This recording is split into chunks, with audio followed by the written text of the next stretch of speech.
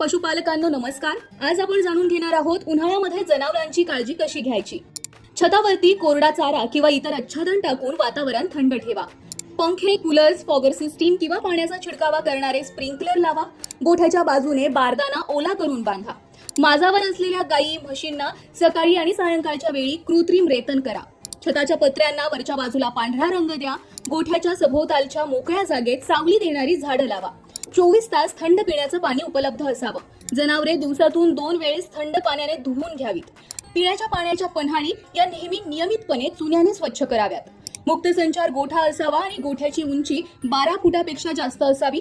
दुग्धोत्पादन टिकवण्यासाठी किमान 50% हिरवा चारा आणि पचनीय पशुखाद्य वापरा. पावसाळ्यात जनावरांना रोगांचा प्रादुर्भाव हा जास्त होतो, त्यामुळे उन्हाळ्याच्या अखेरच्या दिवसात जनावरांचं लसीकरण करून घ्या. उष्माघात झाल्याची लक्षणं जाणवत असल्यास डॉक्टरांचा सल्ला घ्या.